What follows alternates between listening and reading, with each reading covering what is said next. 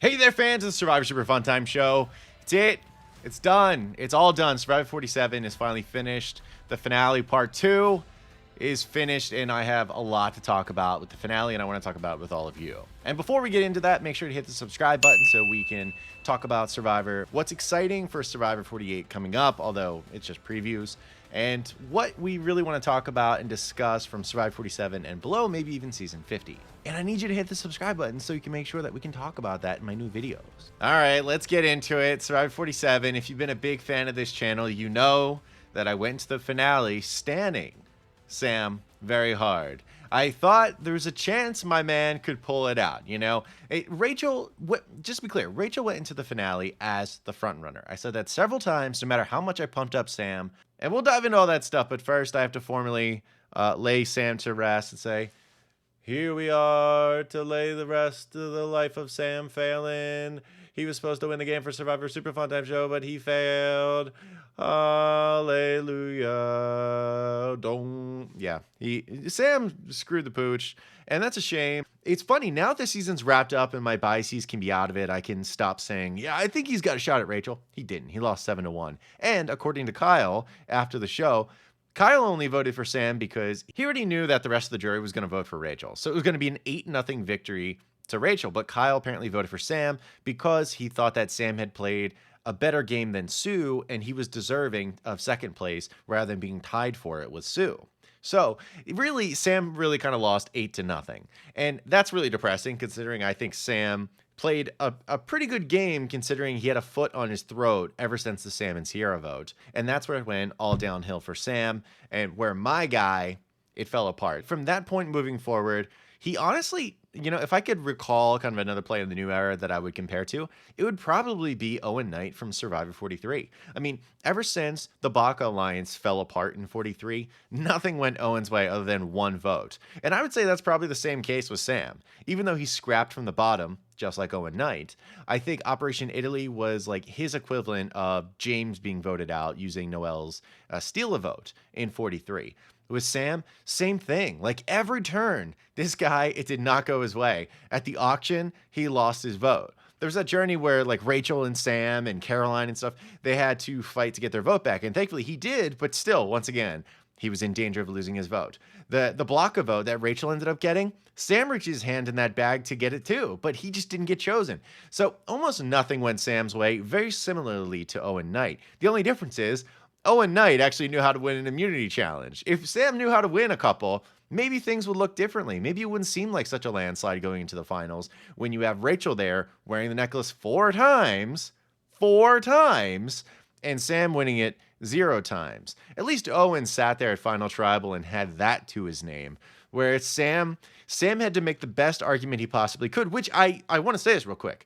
The way they edited it, it made it look like Rachel possibly was scared. Rachel possibly lost confidence in her game when Sam was yapping about, yeah, I didn't need an idol or a necklace to get here. I found a way to get here without that. I was managing my threat level. I thought that was impressive on their part, although clearly we got taken for a ride. She stomped him into the ground 7-1, and it was supposed to be 8-0. So I think Sam made the best argument he could, because that was my argument, which is you're scrappy. You don't need all these immunity blankets in order to get to the end, because Rachel, if she did not have those necklaces and that one idol, she would have been voted out of the game at 6 or 7. But idols and necklaces are part of the game, and Sam could have won them at any time. So I'm really bummed out that Sam lost the game, but I have to stop talking about Sam because there's a winner here, and that's Rachel.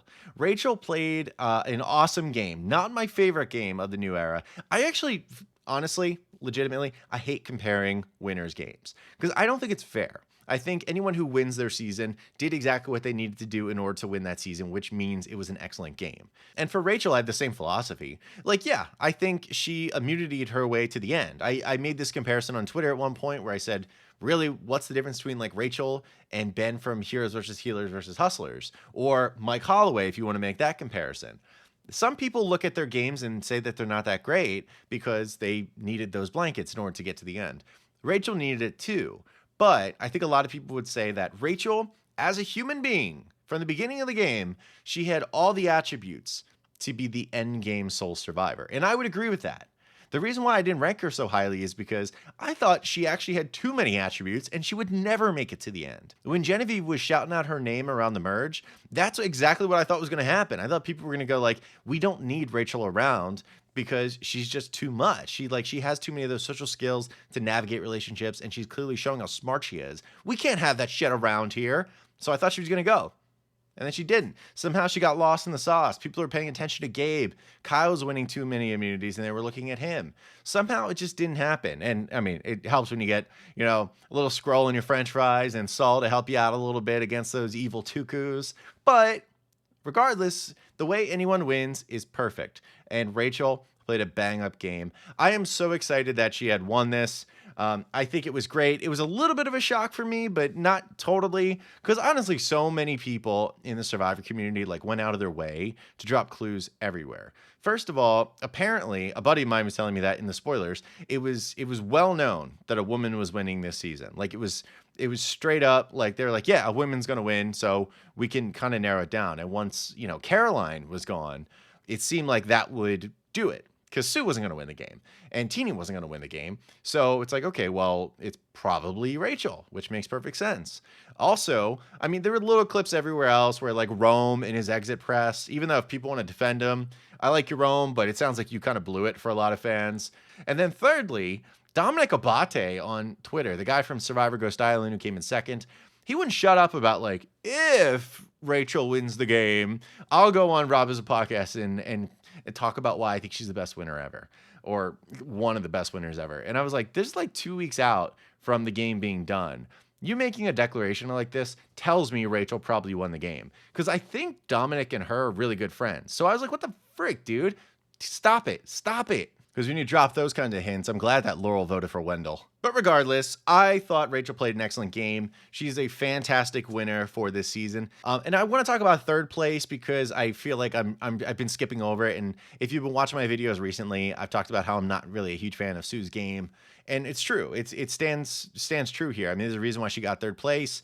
She had basically a really good up close seat to a battle between the final two of Sam and Rachel, even though Rachel stomped Sam into the ground. That's ultimately what Sue had. And Sue knew it. You can watch the TV screen and know, aside from her not being asked any real questions, two, you could see from her demeanor that she really was just sitting there and was like, all right, I know I'm just sitting here as a spectator. I get to watch this play out. Sue played a loyal game, as they kept saying over and over again, because it was.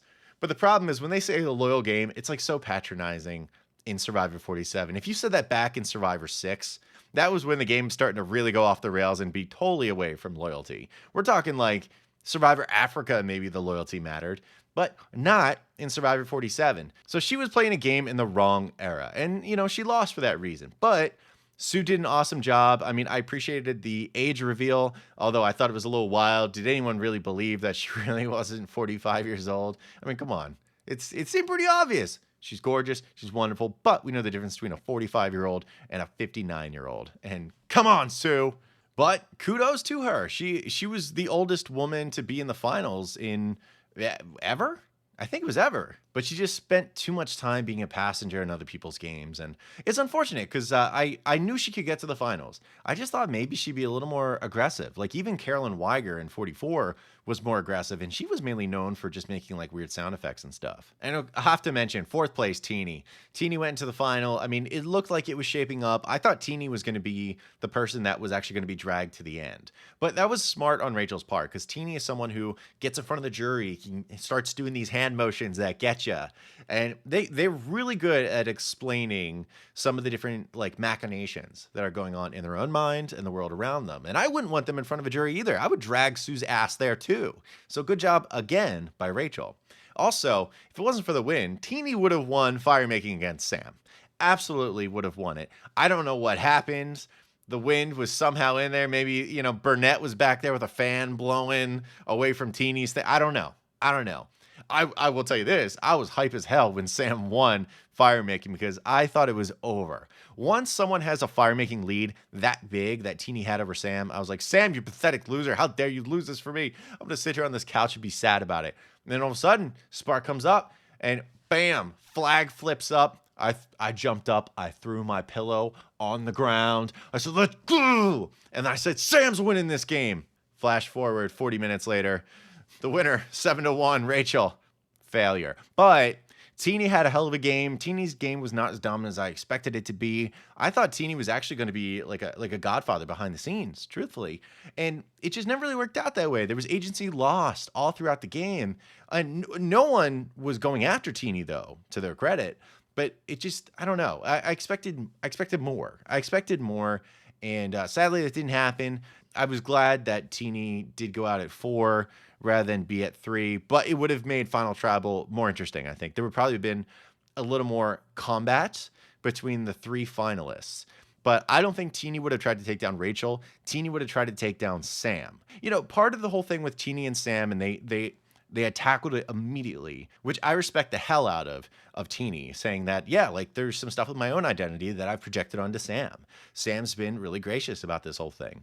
And, you know, that's something I've had to learn to, you know, kind of be introspective about. And they even said it afterwards on a podcast that said, yeah, like Sam's been great. And honestly, yeah, that's exactly what I was doing. And, you know, maybe it's not totally fair, but I know that was kind of the process I was going through. And now that I've had my own top surgery, I feel so much more free, and I feel that I can look back at it a little bit. And, you know, Sam and I have a great relationship, and that's just what was going on in that moment. And Sam's been really gracious in return to Teeny because Sam's a nice guy. But Teeny knows that, and that's okay. We learn and we grow from those things. And all I can do is be super respectful and gracious for how Teeny handled it after the show, because I think Teeny's done a great job. I like Teeny a lot. Only success for Teeny moving forward. Would love to see them play again. I will admit, I was a little surprised Sam didn't get any votes.